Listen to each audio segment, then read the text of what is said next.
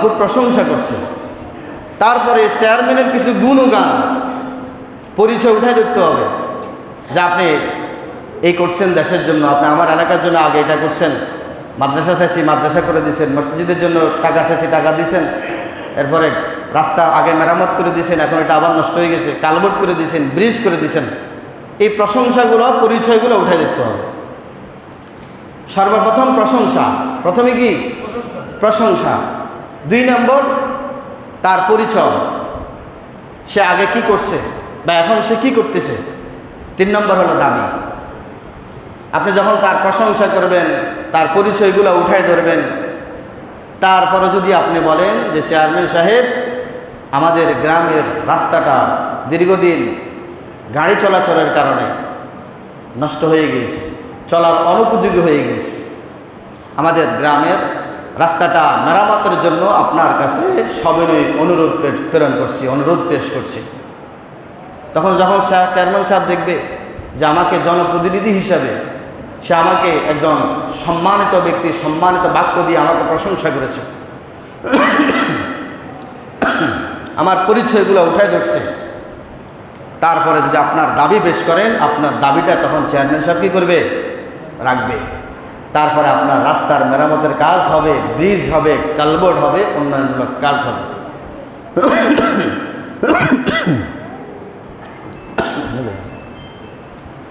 তা আল্লাহ রাব্বুল আলামিন এই যে সূরা ফাতিহা, এটার ভিতরে আমাদেরকে 3টা জিনিস শিক্ষা দিয়েছেন। এজন্য আমরা যে চিঠি লিখি, এই চিঠিটার অনুকরণটা ওকে শিক্ষা দিয়েছে কোরআনে কারীম, এবং কোরআনে কারীমের সর্বপ্রথম সূরা। এখন দেখেন আল্লাহ পাক কি বলেন। আমি একটু আগে গজলটা পড়ছি এই কারণে, পুরা গজলটা হলো সূরা ফাতিহার একটা অনুবাদ, অর্থ। আমরা বলছি প্রশংসা সবই কেবলই তোমারই রব্বুল আলামিন। সূরা ফাতিহার প্রথম সূরা পড়েন, আলহামদুলিল্লাহি রাব্বিল আলামিন। আল্লাহ রাব্বুল আলামিন এখানে বলছেন, ও বান্দা, তোমার যদি কোনো দাবি আমার কাছে থাকে, তোমার দাবিটা আমার কাছে কিভাবে উপস্থাপন করবে সেটা শুনে নাও, শিখে নাও। আমি রব্বুল আলামিন, আলহামদুলিল্লাহ, সমস্ত প্রশংসা রব্বুল আলামিন, যিনি সমস্ত জগতের প্রতিপালক। আল্লাহর প্রশংসা করছি আমরা যে আল্লাহ, আপনি আমাদের দু চোখে যা কিছু দেখি এবং না দেখি, যত সৃষ্টি জগৎ আপনার অনুকূলে রয়েছে, যত সৃষ্টির মনিব আপনি, মালিক আপনি, রব আপনি, সমস্ত সৃষ্টির জন্য আপনি প্রশংসিত। সুবহানাল্লাহ। হামদুন শব্দের অর্থ হলো প্রশংসা করা, কিন্তু এখানে আল্লাহ রাব্বুল আলামিন আলিফ লাম যোগ দিয়েছেন, অর্থাৎ সমস্ত প্রশংসা। শুধু যে আশরাফুল মাখলুকাত, আমাকে আপনাকে বানিয়ে যে আল্লাহ প্রশংসিত, এমন নয়। একটা ময়ূরের দিকে তাকান, আমার চোখটা জুড়িয়ে যায় যে এত সুন্দর করে আল্লাহ পাক ময়ূর পক্ষীকে বানিয়েছেন। আমরা আশ্চর্যান্বিত হয়ে যাই যে সুন্দর এভাবেও হতে পারে। গাছের দিকে তাকান, আল্লাহ রাব্বুল আলামিন বিভিন্ন ফল ফলাদি দিয়ে, ফুল দিয়ে রব্বুল আলামিন প্রত্যেকটি গাছকে সুসজ্জিত করে রেখে দিয়েছেন। মাছের দিকে তাকান, সমুদ্রের ভিতরে আল্লাহ রাব্বুল আলামিন অগণিত প্রকারের মাছ দিয়ে সমুদ্রকে সুসজ্জিত করে রেখে দিয়েছেন। পাহাড়ের দিকে তাকান, রব্বুল আলামিন উঁচু উঁচু বড় বড় পাহাড়গুলোকে বিভিন্ন ফল ফলাদি গাছ দিয়ে, বিভিন্ন কাঠ গাছ দিয়ে আল্লাহ রাব্বুল আলামিন সুসজ্জিত করে রেখে দিয়েছেন।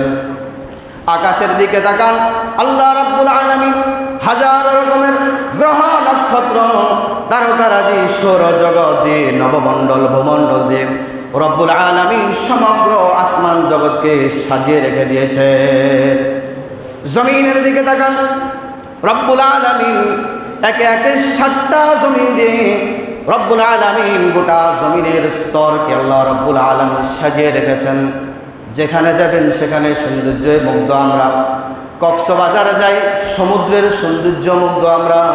রাঙ্গামাটি যাই, পাহাড়ের সৌন্দর্যে মুগ্ধ আমরা। সৌদি আরব যান, পাহাড় এবং সমতল ভূমির সৌন্দর্য দিয়ে মুগ্ধ আমরা। মালয়েশিয়ায় যান, বিভিন্ন গাছগাছালা দিয়ে আল্লাহ রাব্বুল আলামিন সাজিয়ে রেখেছেন। সিঙ্গাপুর যান, বিভিন্ন সাজে আল্লাহ রাব্বুল আলামিন গোটা দেশকে জান্নাতের বাগান বানিয়ে রেখেছেন। সারা পৃথিবীর ভিতরে সবচেয়ে সুন্দর যে দেশটা আল্লাহ রাব্বুল আলামিন, ওই দেশটার নাম হলো সুইজারল্যান্ড। এই সুইজারল্যান্ডটা যেন গোটা জান্নাতি সাজে আল্লাহ রাব্বুল আলামিন সাজিয়ে রেখেছে। এজন্য আমি আপনি যা কিছু চোখে দেখি আর না দেখি, আল্লাহ রাব্বুল আলামিন বলেছেন, ও বান্দা, তোমার এই দুই চোখ দ্বারা তুমি বেশি কিছু দেখতে পাবে না। যেখানে তুমি যাবা ততটুকুই দেখবা।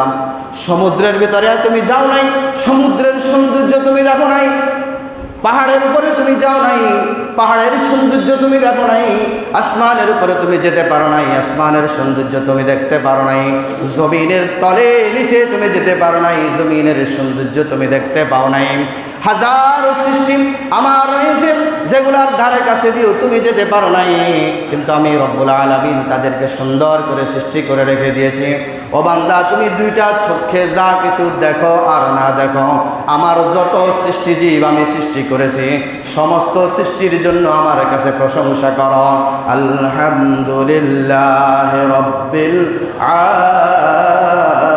আলামিন।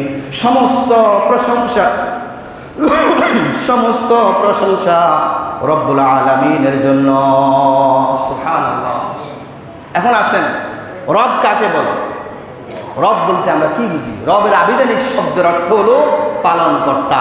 যিনি লালন পালন করে তিনাকে রব বলে।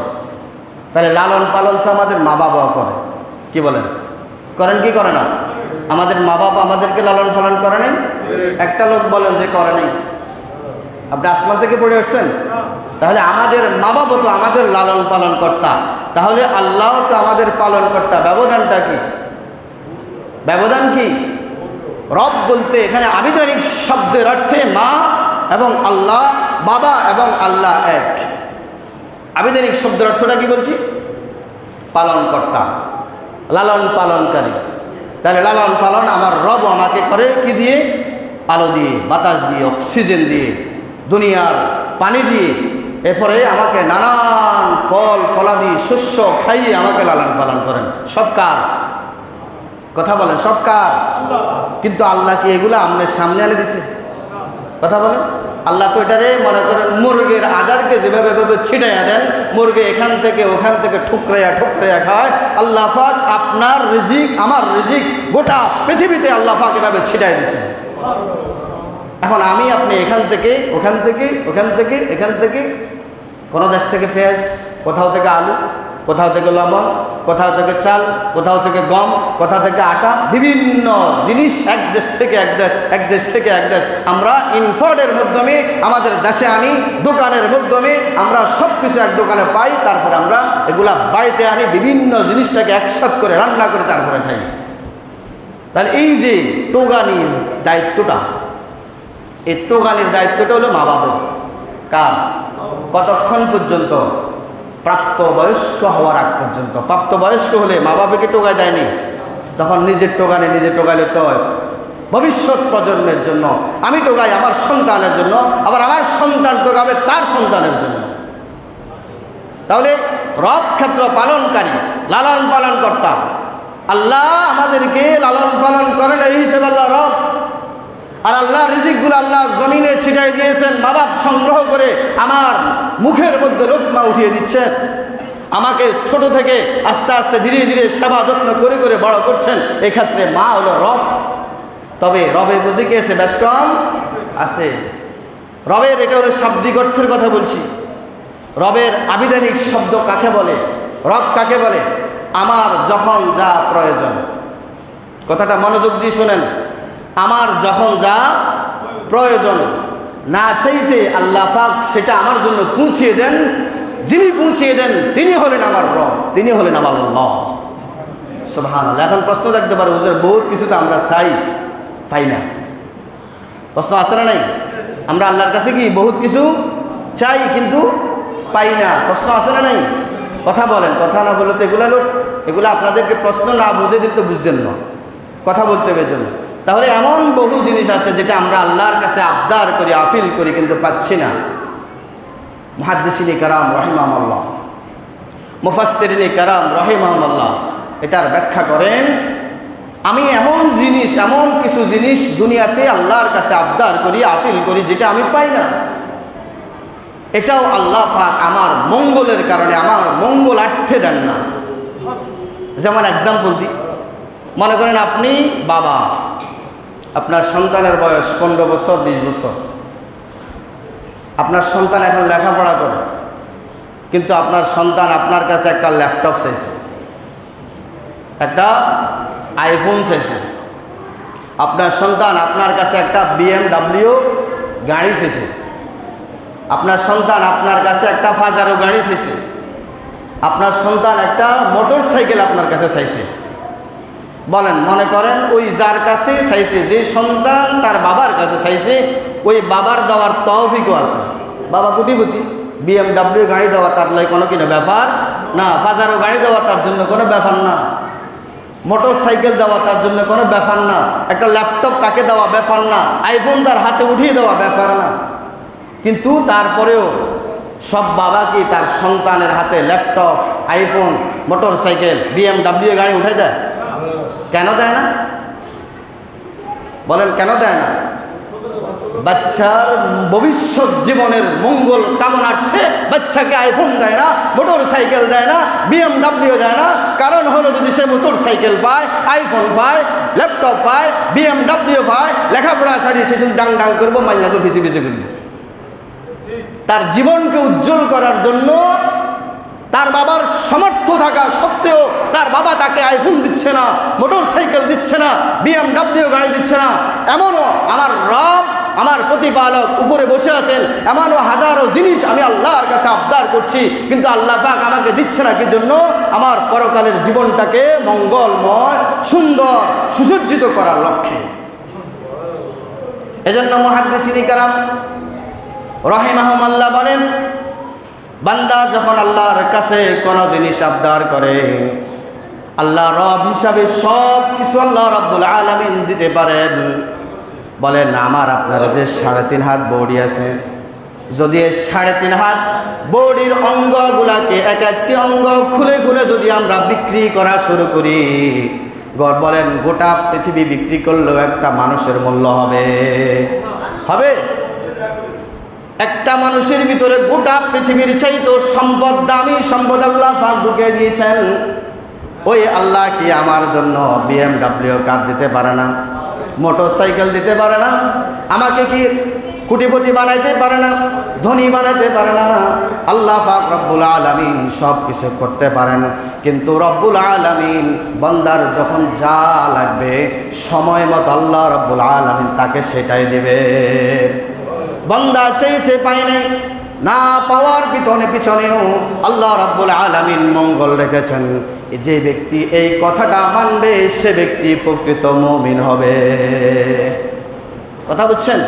তাহলে আলহামদুলিল্লাহি রব্বিল আলামিন, সমস্ত প্রশংসা আমার রবের জন্য। কোন রব? যিনি গোটা পৃথিবীর মালিক, যেটা আমি দেখি এবং যেটা আমি দেখি না, নবমণ্ডল, ভূমণ্ডল, সব কিছুর যিনি মালিক, তিনি হলেন আমার রব, তিনি হলেন আমার আল্লাহ। ওই আল্লাহর প্রতি আমাকে ঈমান আনতে হবে। আর প্রত্যেকটা ভালো কাজের শুরুতে বিসমিল্লাহ পড়ে শুরু করতে হবে। কাজটা সফল হলে আলহামদুলিল্লাহ বলতে হবে। কথা বুঝছেন? আল্লাহ রাব্বুল আলামিন যে কথাগুলো বলছি, এগুলো আমলের কথা।